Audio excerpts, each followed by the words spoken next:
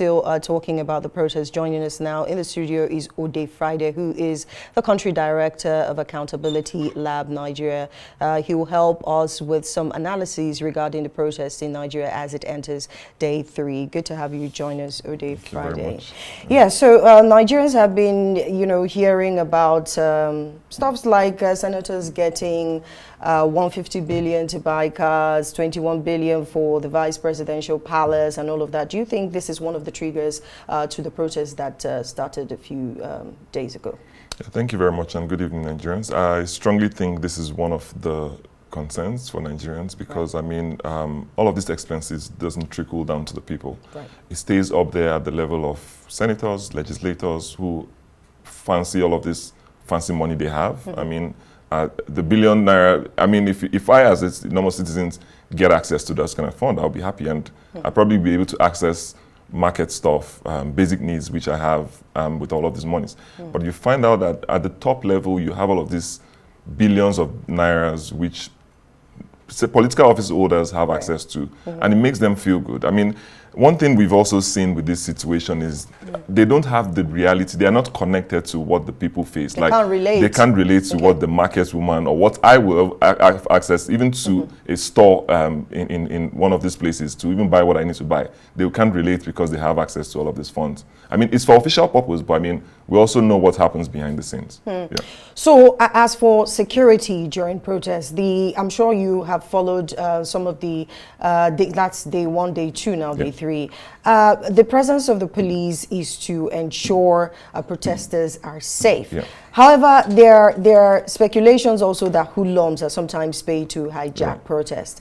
For instance, the case in Abuja, there was one at the airport road in Kano and all of that. So where can we balance the issue of security? How do they mean well, the protesters, but how do you create the balance? Because the issue oftentimes is where do you draw the line? If you're moving, you don't know the hoodlums could join you, so where do we create the balance, in order just to, appeal to Nigerians, because their plea is of course, their plea is important. So, I mean, just going through the 1, 2, 3, day 1, day 2, day 3 of the protest, it's quite interesting to see that FCT got an injunction, injunction to restrict people to be in the National Stadium. Lagos did the same, and a couple of other people said, oh, you can protest in APC places. But I mean, in those places, we've not seen any violence. We've not seen any violence. But like you said, you have hoodlums who come into the crowd and try to disrupt things. But again, you have to understand what the priorities for the police is to protect the lives and property of people, of Nigerians, citizens of Nigeria. So in all of these things, when you look at 10 days, whatever the protesters said, they were going to be out for 10 days. Yeah. You find out they made that notice to the police, and they are aware that people were going to protest in 10 days, starting from August 1st. So it's important for the Nigerian police to understand their priorities to protect the people that said they're going to protest. So put out your security forces or architecture for that purpose, to protect people. I mean, we've also seen the situation where hoodlums are hijacking all of these things, which has always been the problem with protests. But it also gives you, the Nigerian police or security forces, the opportunities to plan. So what you are telling us is now that instead of address the issue of hoodlums attacking protesters, you have focused on protesters who are peacefully protesting. Now taking your whole architectural strategy and security strategy down to them, instead of taking it to addressing where the violence will be. So the point is, look at what this has done for us. There are 2 places to the protesters protesting peacefully and the people who are disrupting daily services. My issue is there a problem with protesting in the fixed place? Because moving, how do you know this person is coming with this, a knife or something amidst the crowd? I mean, the police, again, going back to what I was trying to say, is also looking at before the protest, we heard that people have gotten intel, this is happening, ABCD. But I mean, these are the things you plan for as security agencies. And the first thing for me wouldn't be a military approach, because what we are seeing now is like the force that is being used against peaceful protesters. But yes, we can't dispute the fact that you have hoodlums who are breaking the ranks in all of these places. But it's your own responsibility as the police to ensure peace and security in these places.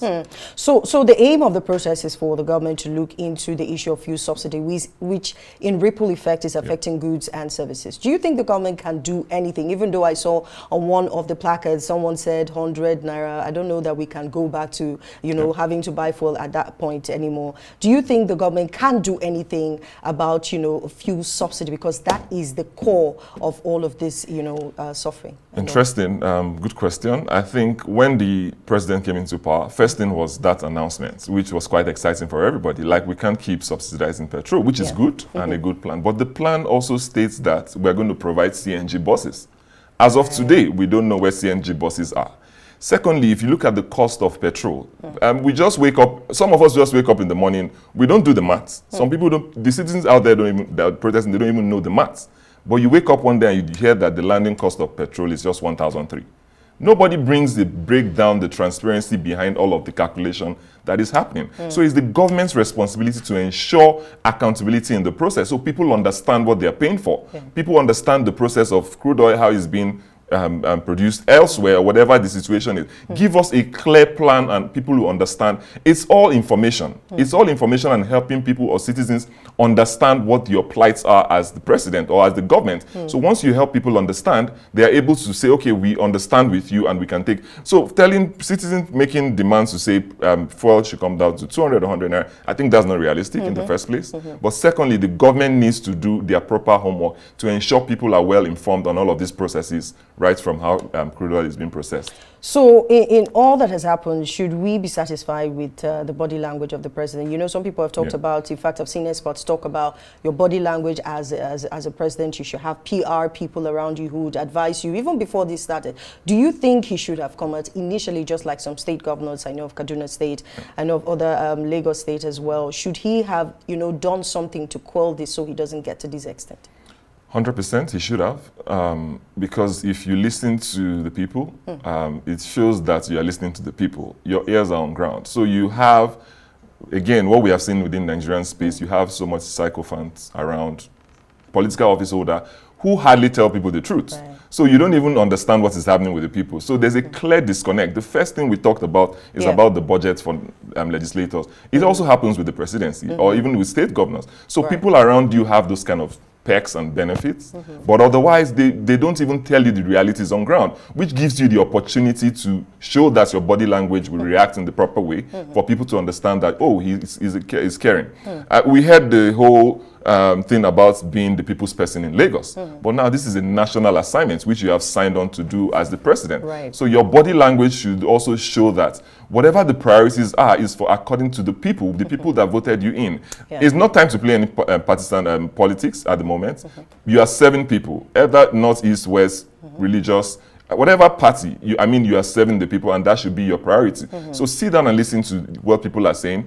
I probably say on a lighter note, like, buy the newspaper so that you can hear or listen to the news so you can even understand what is happening. Don't wait for feedback. The security advisor is giving you feedback, economic advice, Ministry of Finance.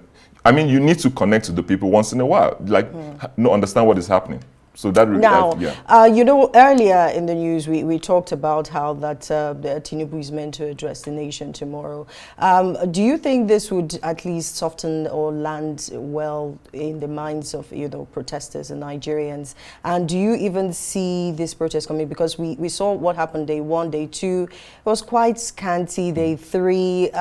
So what we witnessed today, the correspondent who went out today close to the stadium, what she witnessed was they're mostly dispersing journalists and even people who are protesting. From his speech, to what should we expect the president to say tomorrow from his speech? I'm quite excited he's having the speech tomorrow, but I'm not optimistic because I tell you, it's still the disconnect with the people. It feels like he's forced to do that. On a lighter note as well, I've just heard people in passing say that this has been recorded. They just finished recording and they announced to us that, but that, by the way, the Lagos State governor also recorded it. The point is the message in the record, yes. But the message for me, I don't work for the presidency. I'm not sure what to expect. But what I expect him to do is to call for calm and also identify issues which we've had several protesters' demands up on the internet elsewhere, but he should address one or two things in tangible ways to say we are cutting down ABCD. For instance, a couple of months ago, we had one of the ministries ministries or department or agencies who had their retreat in London. I mean, there was a circular that says no more travels for senior officials or government officials outside the country, but people are still traveling till today. But I mean, you need to specifically say no to ABCD.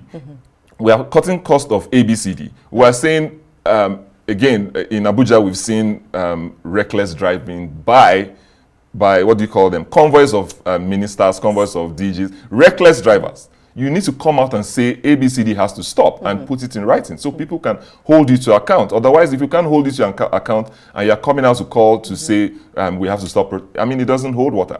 We've seen in recent times, I think, two reactional measures which has happened with the government is the 110 billion naira investment fund by the Ministry of Youth, which I think is a good one. But again, how sustainable is that in all of those instances? The second is the NMPC recruitment. If you walk into any of these government agencies and ask for, request for a freedom of information, to say your recruitment process in the last 3 months or the last 3 years, I mean, nobody provides that, but these measures are coming now, which is a good time. But as well as we need tangible, sustainable measures for you to tell us in your address that you are going to do ABC. Cut down on the cost of governance, and then we can Don't you think he's done that with some of the ministers? They say this is what you're going to do ABC, but this is the time where we have to tighten our seatbelts as well. So when we say tighten the seatbelt, are we? So basically, let me look at it from this angle. The protest happened, and are we saying the Tinubu administration hasn't done anything yet? We talk about local government autonomy. We talked about a lot of things that he's done. Isn't this the phase where they say something, it gets hot before it gets cold?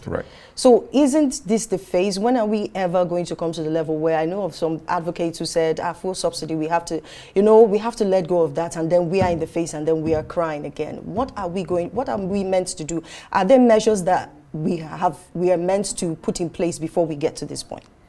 I think, yes, there are measures we need to put in place. But to start with, it starts with the government. It starts with them being responsible. All government officials, I mean, all of them, it goes out to all of them, because when we talk about responsibility, so I'll give you an instance with one of the work we do in procurement. In one of the states, permit me not to mention that, we found out that in less than 3 months, a registered company got a 10 billion naira contract. Your question will be that, do you have all the statutory requirements for you to get that contract? So, I mean, these are the things we see on the field, which doesn't reflect your actions. So, for instance, we also had confirmed, not confirmed, the government, the government has purchased a new private jet for the president. But I mean, the action for me will be that if I have like 5 cars and I need to buy another car, I will have to find ways to sell what I have to provide for this. But you're not telling us you're selling anything. But recently, we just saw that the jets are being put up for sale. But I mean, there needs to be that action for people to see that you're also committing to something that they can hold on to as well. Local government autonomy, I mean, it's perfect, fantastic. But I mean, other things need to fall into place to say, like frivolous item in the budget. How do you want to cut that off?